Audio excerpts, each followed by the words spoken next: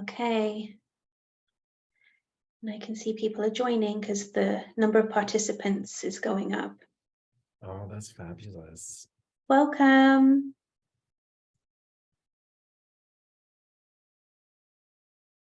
Oh, We'll give nice. we'll give it a couple minutes for folks to join. Yeah. And Benjamin, of Folks Spotlight, that should be great. Wonderful. Yeah, it's lovely to see folks coming in. Hi, Jennifer. Hi, Latoya. Some folks I know.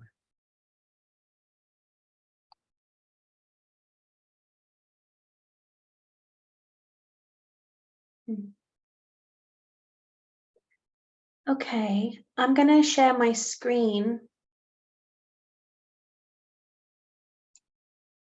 Go for it.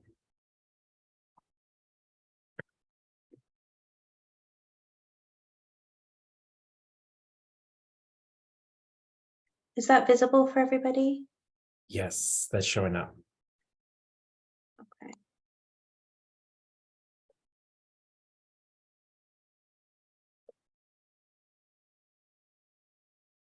I just need to move a few things around on my screen. Sorry, give me 1 second. No problem.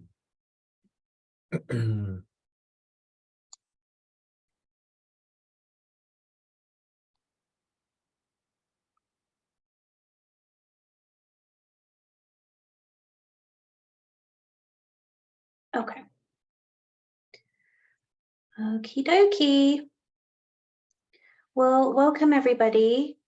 We're really excited to have you here to talk about the public art project at Arbor Lodge Shelter.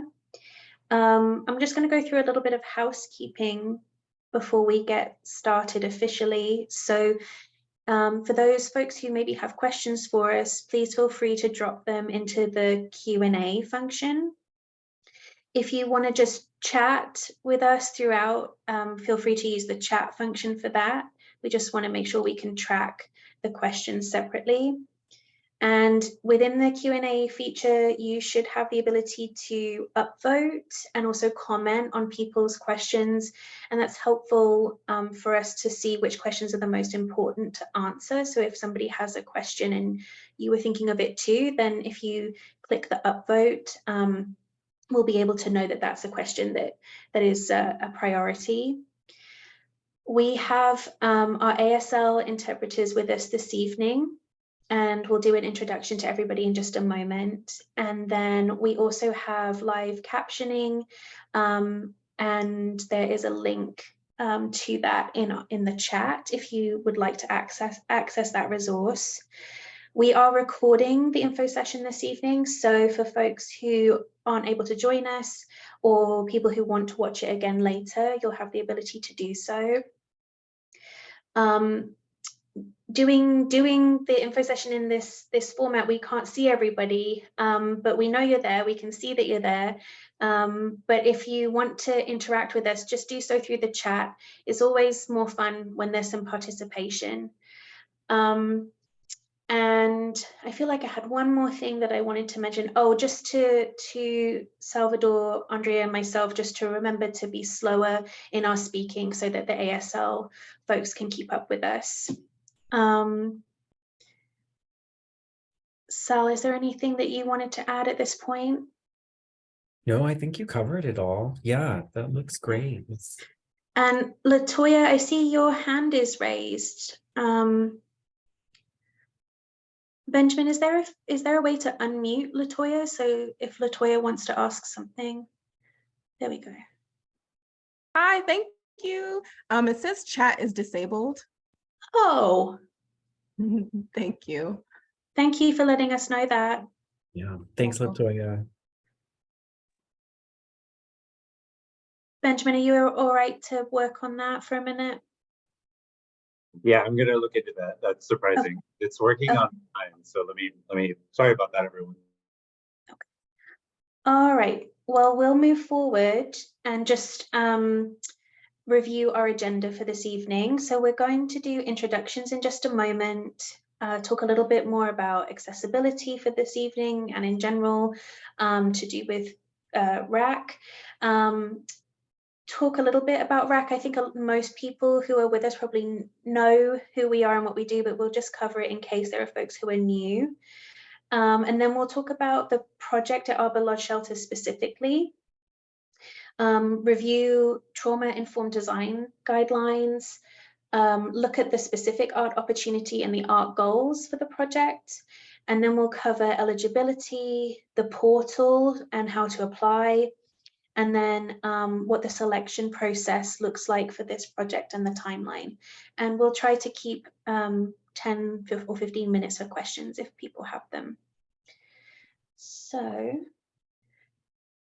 introductions. Sal, do you want to go first? Yeah. Hi, everyone. My name is Salvador. I use he, him pronouns. I am the Senior Public Art Project Manager. I've been with the organization for about 8 years, working in public art, and I also oversee the Murals program. And yeah, excited to be one of the co-managers on this project with Sophie, and really excited to share more about this opportunity with the community.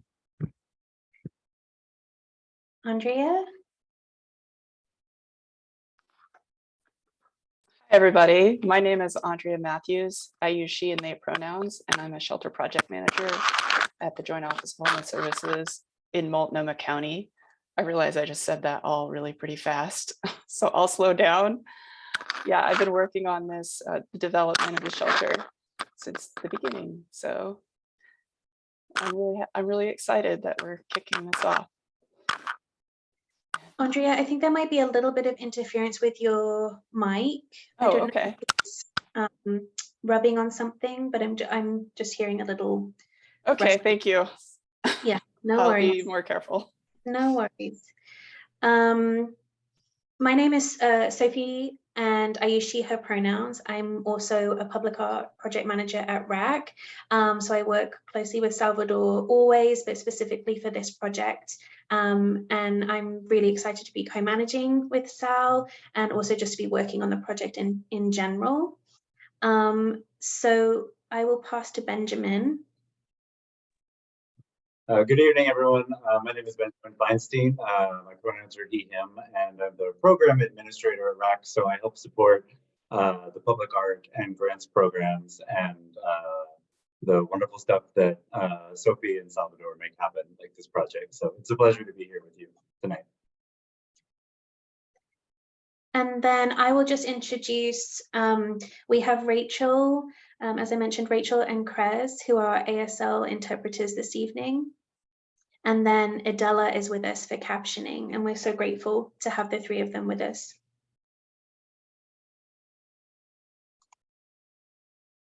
Excuse me. Okay. So, we at RAC have many different ways of trying to provide open access to the opportunities that we have as part of the grants and the public art programs. So some of those services we're providing this evening, as we mentioned, with ASL interpretation and live captioning. But there are some other ways that we try and support artists and folks who are applying for different opportunities. So if ever there's a need for some technical support or assistance when applying for an opportunity, if you need help navigating the online portal, preparing attachments, or if you're having issues with images, things like that, you can always reach out to us and we will do what we can to support you in ensuring that your application is representing you in the best way possible. We also provide translation of the materials and applications. So that could look like needing to have application materials in a different language. We would also provide materials in larger print or alternate formats as well for folks who need those kinds of accessibility resources too. Interpretation services, as we mentioned this evening, we have ASL, but we also work closely with language interpreters. So if you ever needed those services, we can support with that. There are other kinds of process accommodations that we provide for folks who live with disability. And if you are ever in need of any of those things, you can contact one of us as the project team, or you can also email info@rac.org, and we will do our best to coordinate all of that with you. And I'll talk a little bit about RAC. So for those, I think most people, well, never should assume, but I know a few of you know who RAC is, but for those that don't, we're the Regional Arts and Cultural Council, and we are a nonprofit that has actually contracted back with the city and the county to handle their arts investments. And so City of Portland and Multnomah County. And through that stewardship, we do a number of things on behalf of both the city and the county, which includes dispersing grants out to the community, both to individual artists and arts organizations. We do a number of public art projects. We'll talk a little bit about that here, and that's why we're here today. Is we have a public art opportunity. We also have facilitated arts education over the years, making sure that there's an artist in every classroom, especially in the Portland area. We do a number of advocacy efforts, working closely with city and county commissioners and council members, as well as various bureaus. And then we offer a number of resources, and that could be anywhere we're convening folks, we are simply sharing the message, we're thought partners, or we're coordinating large regional arts efforts in the Portland metro area. And so, yeah, this is just a little more. We do all those things that I said. And of course, at the heart of it, we work really hard to make sure that our programming and the efforts that we do as an organization are about equity and building in inclusions and access, to recognize that, yeah, there's a diversity of folks that live in our community, and want to make sure that we're doing our best to include and support and reach out to folks. And then public art, so I'll talk a little bit about that. It's broad. We do a lot of things, Sophie and I and our small but mighty team. And that is all started with this percent for art funding. And so for folks that don't know, 2% of capital construction projects for both the county and for the city go towards art in a variety of ways. And that includes anything like this project, for example, which is about a site-specific mural. We also do temporary art. We do sculptures or permanent work that's architecturally integrated. We also do a number of 2D collections that we both curate and also have a number of direct purchase calls each year. We have supported a number of community efforts, which includes Black Portland Matters Art and Placemaking Initiative with Peapod. We have a murals program that's pretty active. And with all of that work that comes into the collection, and we have over 2,000 works in the collection, both that are 2D and temporary and permanent and murals. And we have to have folks that maintain and conserve and take care of. And we have a group of our team that does that on a regular basis. Thank you, Sal. I'm gonna bring Andrea in as well then. Okay, so we're going to talk a little more specifically about the project available at Arbor Lodge Shelter. I'm going to let Andrea do the kind of bulk of the, the work here, because you know this project so well, but to just kind of outline the opportunity a little bit. This is an exterior mural project that will be in a very visible place on the building, but also in the location of the neighborhood.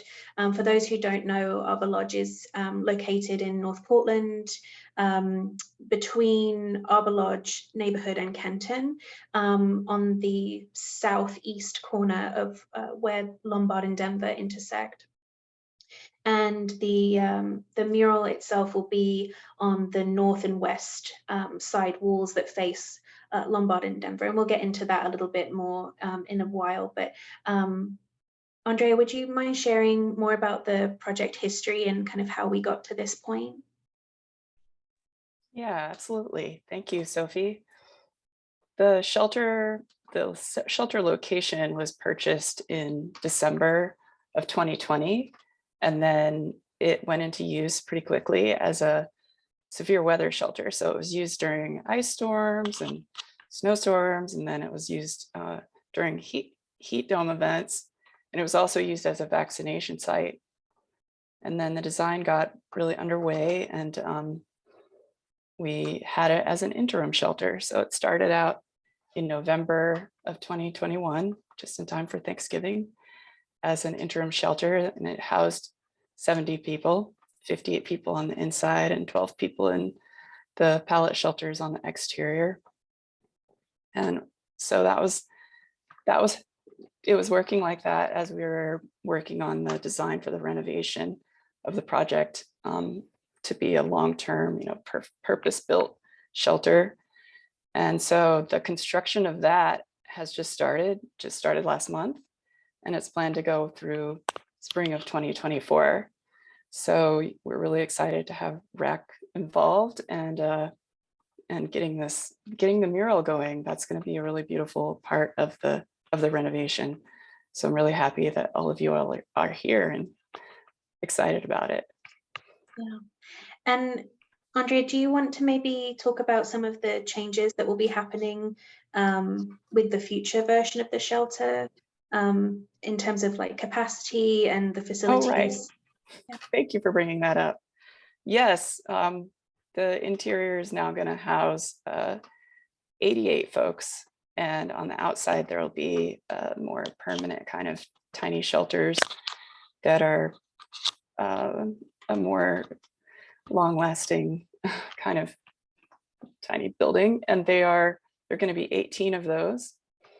And then inside we'll also have specifically built out community spaces and restroom facilities and showers, laundry, a kitchen, and computer areas for folks. And then the exterior is going to have bike parking and a pet relief area and some gathering spaces for folks on the outside of the building too, with a little community garden. And so it's going to be a trauma-informed design, and really beneficial for folks living in there to help them get them going on their journey on their next phase of their lives. So, Yeah. So that's how it's changing. This was a question that came up in our Instagram live session on Monday. So just wanted to mention this here, that the shelter is for those who are 18 plus and adult. And the other thing that's kind of special about this space is that there will also be facilities for couples, and that's not super common in shelters at the moment. Often when couples have to go into shelter, they have to live separately, or one is eligible to go in and the other isn't. So this is kind of a special and unique feature for a shelter. Thanks for sharing that, Sophie.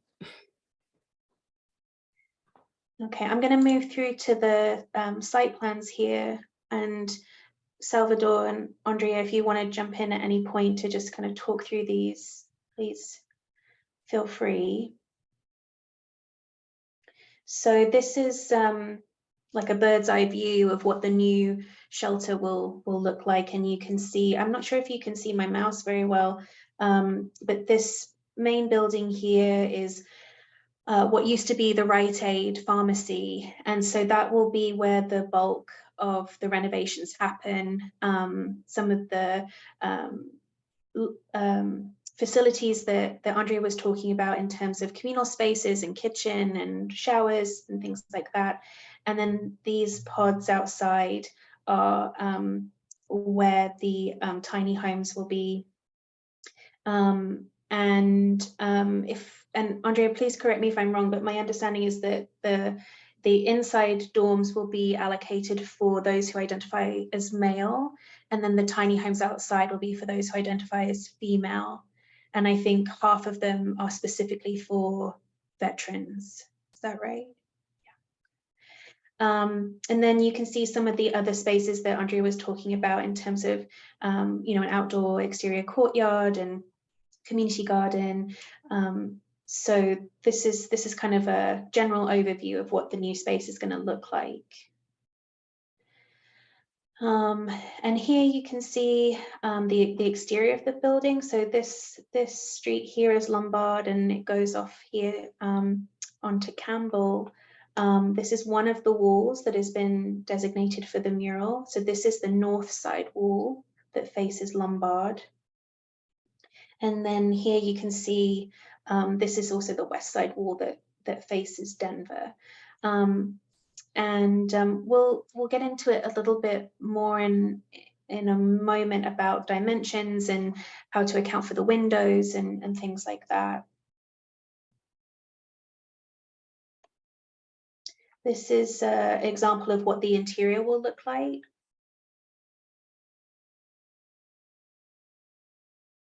And some renderings, kind of very preliminary renderings here.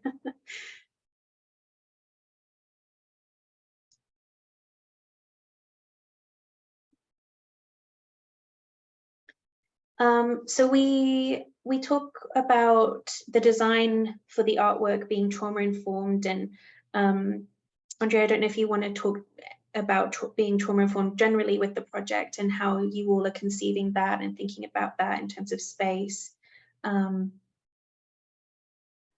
Yeah, it's you want to have a well-organized space. You want it to have good sight lines, and colors are important, and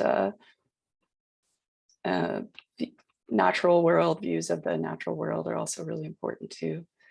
So those are just a few of the things that come into trauma-informed design. Yeah, and so these, when we talk about trauma-informed design, these really are guidelines, and there are certain groups and folks who find one thing triggering and others do not, and vice versa. So a big part of this project is really rooted in community engagement and having those conversations with the folks who are going to be utilizing this space and these services, and understanding what trauma-informed means to them, and really centering that. So, you know, I think it's important to mention that there are general guidelines around being trauma-informed, but what being trauma-informed really means is being specific and meeting the people that you're working with where they are.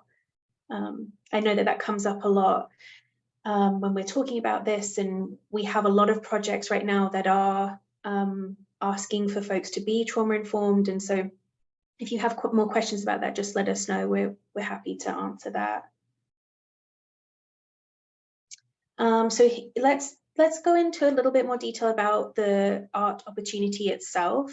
So we talked about it being an exterior mural. It is a bilateral mural, like we talked about, because it's going to cross those two walls on the, it's the northwest corner of the building, but it's the southeast corner of Lombard and Denver, which could be confusing. And I'm sorry if I did confuse you with that.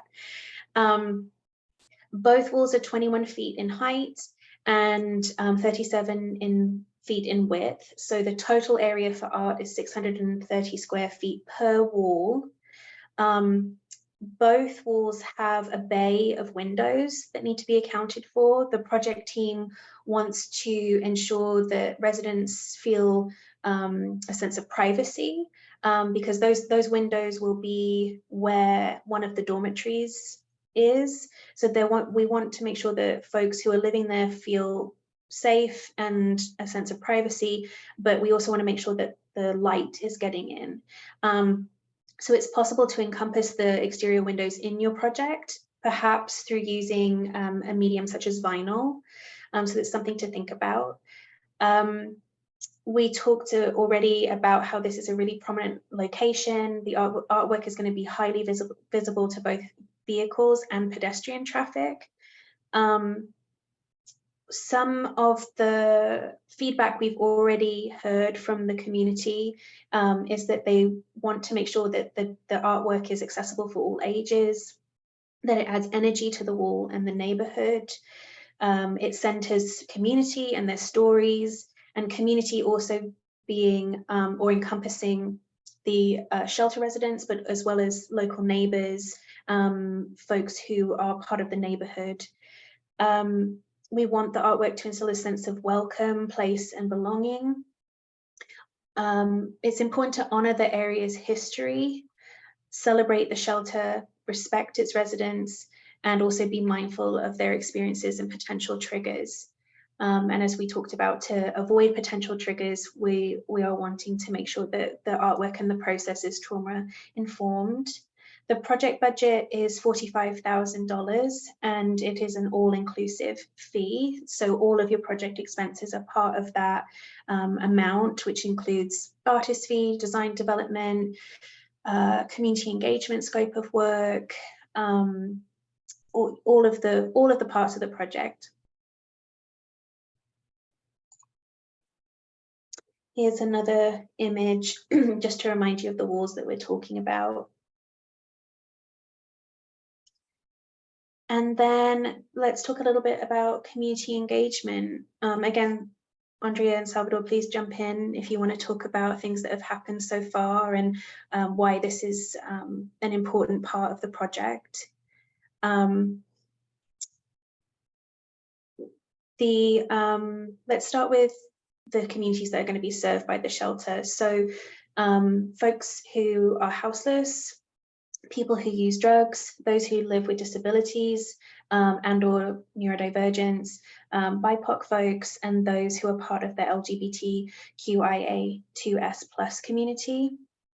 It's important for the selected artist to have experience and interest in inviting community into their work. Sometimes this comes up as a question around community engagement and artists having that kind of experience.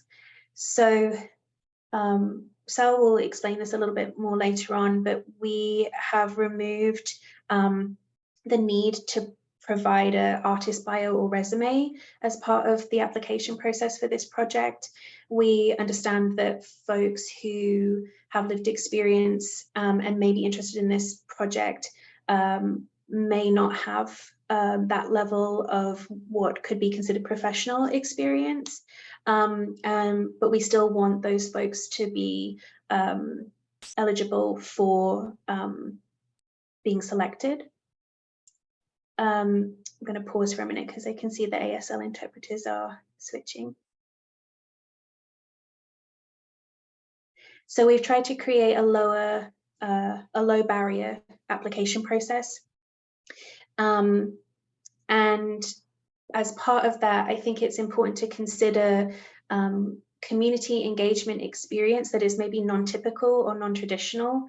So think about parts of your life that you have skill sets that can be transferable. Things like teaching, mentorship, volunteering, community organizing, event planning, event production.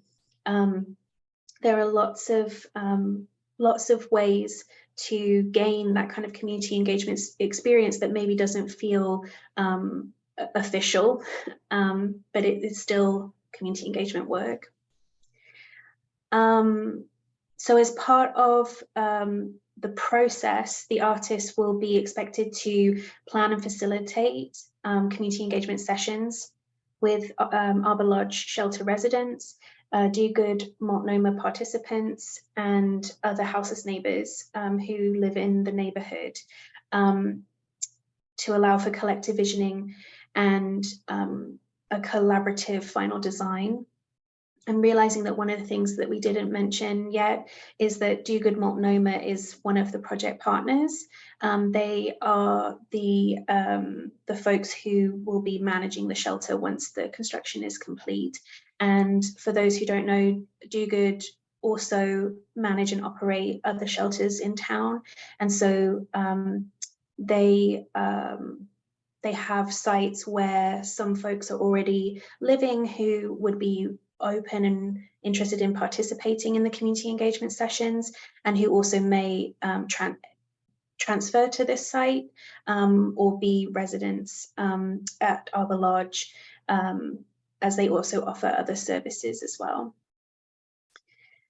So, one last thing to mention, sorry, is that because of the community engagement requirements as part of this project, Salvador and I are going to be working with a community engagement liaison to also support the artists. Again, referring back to what I said before about some people feeling like they maybe don't have enough experience, we don't want that to be a barrier. So we're trying to create some infrastructure here so that whoever is selected feels supported as they move through that process. Andrea or Sal, do you have anything to add to that? No? Okay. I'm going to turn it over to you, Sal. Okay. Well, some of this is already what Sophie's mentioned, but around the eligibility, RAC is always committed to engaging new communities of artists and expanding the range of artistic and cultural expression represented in the city's public art, in this case, also the county's public art collection. And of course, we, as part of our equity work, we are really committed to reflecting the cultural richness of our community, but obviously part of that means then being mindful of how we are engaging and presenting opportunities specifically for emerging and historically underrepresented communities and artists from those communities. So for this particular call, we are prioritizing artists who have lived experience. And so those that are on that intersection of, as Sophie mentioned, houselessness, drug use, neurodivergence, and/or mental illness, those folks will be prioritized. We're also strongly encouraging artists and artist teams that are from communities of color to apply. Part of what's really important is the site and where this mural and this the shelter will be. So it's right at that intersection or straddling the neighborhoods of Kenton and Arbor Lodge, and then of course being part of just the larger North Portland area. And so artists that have significant current or past connections to these neighborhoods in the larger community, that's important. Also recognizing for, you know, a long time, many neighborhoods in North Portland were specifically areas where lots of artists of color and particularly just communities of color existed and still exist. We are also eligibilities based in artists that are from Washington and/or Oregon. And if you are applying as an artist team, we want to make sure that you meet that residence eligibility, at least one member of the team does. And then lastly, strong consideration will be given to artists who have an interest or experience with community engagement processes. That can vary, including social practice. We are moving through this process, and I'll talk a little more about the timeline, but this artist selection process right now into the early summer, with that selection of the artist or artist team being done, and then that group working on the design and then installation. We're hoping if the walls are ready and prepared by late or by early fall, otherwise it will be done in the spring of next year, probably around the time the weather's getting better, but also with the opening of the shelter itself. So the selection process, just a little bit of background. It's just like we're doing today, right now. It's virtual. And it's conducted through a panel because these are public funds. So we have a panel of community members from the area. We have also Multnomah County staff, Dugal Multnomah staff. We've got local artists and residents from both the shelter and do good, well, particularly do good Multnomah residents and folks who come through those programs. And then also the design team that has helped create that building there. So it's a wide swath of stakeholders that are at the table that are going to be part of these panels and making the decisions. Usually how it works is that right now we're in this artist selection process where folks are sending their applications. There will be a variety of rounds that the panel will review submissions. We're hoping after the second round to choose 3 to 5 finalists to interview. The panel will have a conversation with them. They'll also, the artists that are selected to be interviewed will present sort of themselves as well as why they're interested in this project. With that decision happening no later than end of July this year. And part of the criteria that the panel's looking at when reviewing applications would be the quality of the past work, which is going to be demonstrated in those submitted images, the ability and interest in creating site-specific work, how the past artwork has fit in one or more of the artwork goals that have been outlined, specifically community engagement practices and what that looks like, whether it's engagement in the creation of the design or in other ways. And then the interest or an ability to create connection to Arbor Lodge and of course the surrounding North Portland neighborhood. So how will we know that's what you want to do is part of the submission.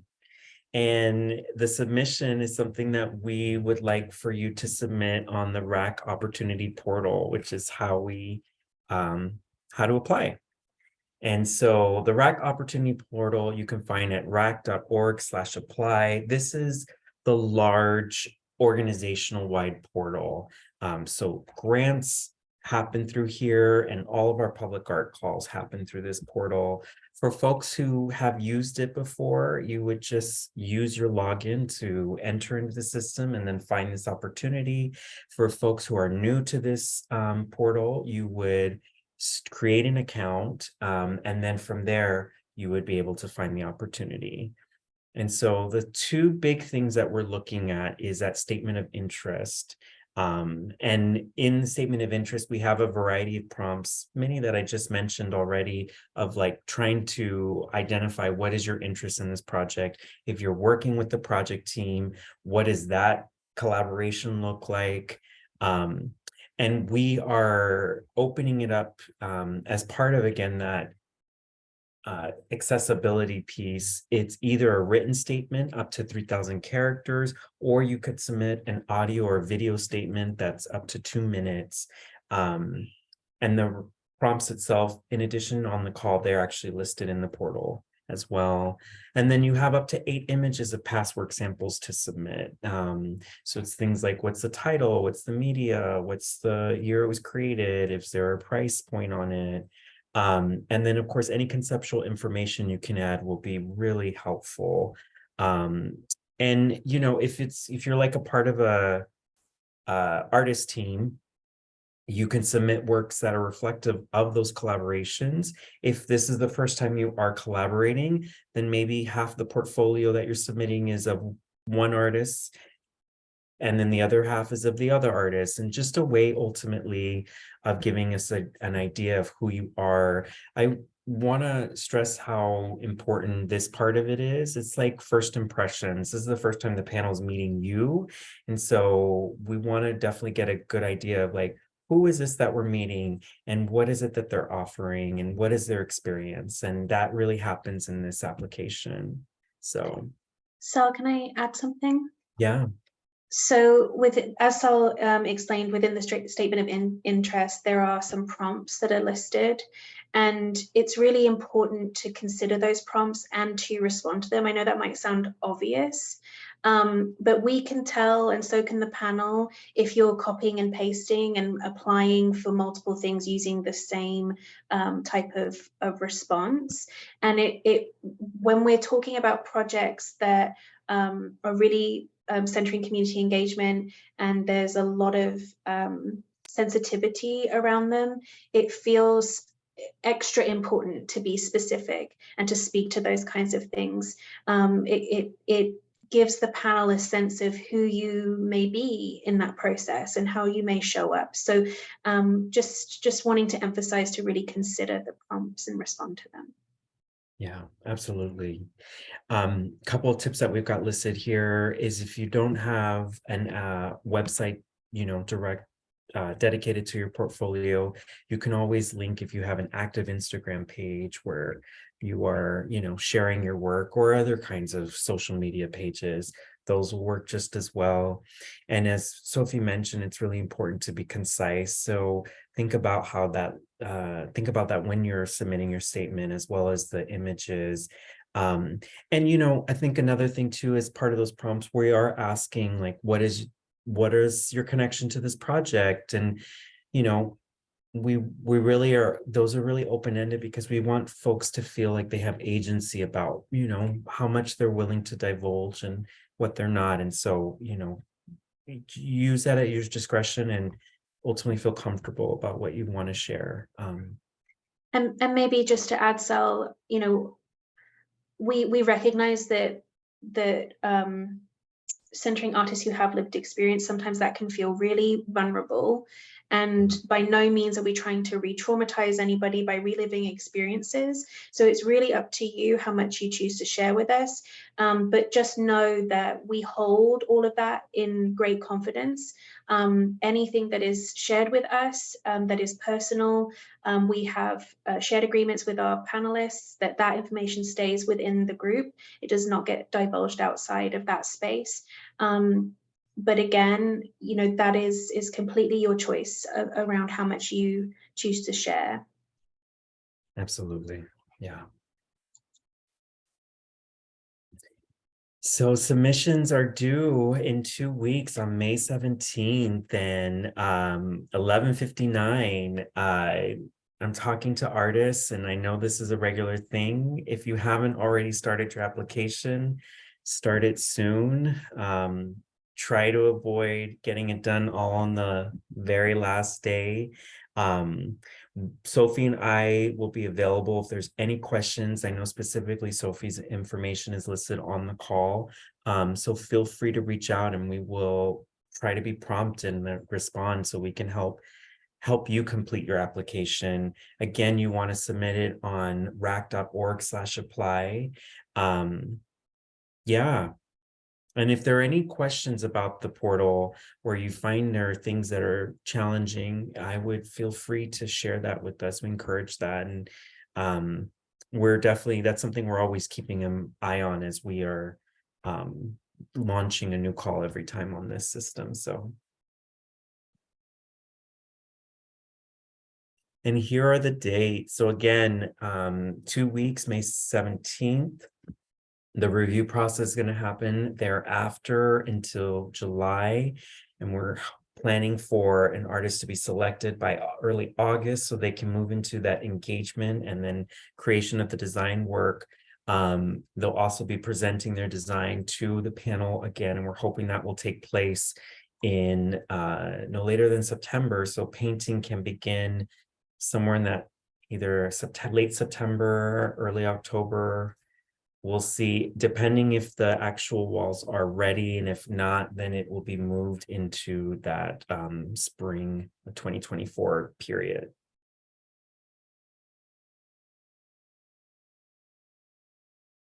You want to take this, Sophie? Yeah. So that's the end of our official presentation. I'll stop sharing so that you can see all of our faces in one place. But if you have any questions for us, please feel free to ask them now. Andrea, if there's anything you feel like we missed, please feel free to tell us and fill us in. Or if there's things that come up after this time, you can, as Sal said, you can email us. My information is on the website. And yeah, we will get back to you and help usher you through this process as best we can.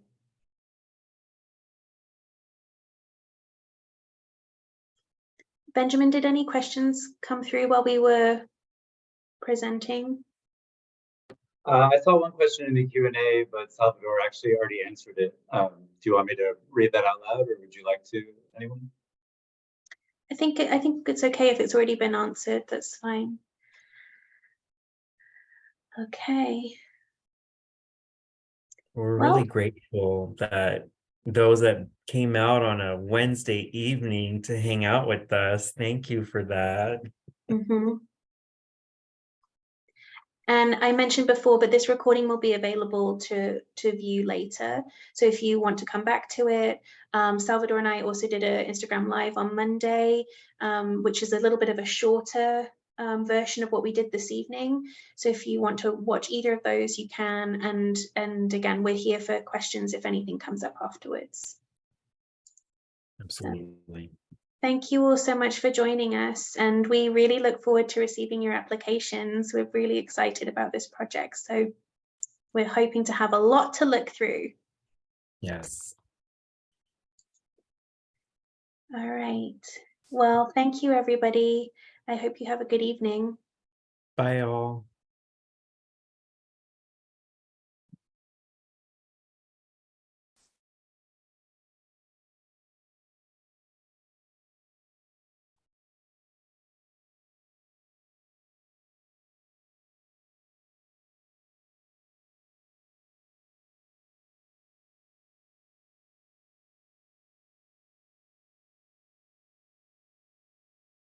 Benjamin, are you able to stop recording for us?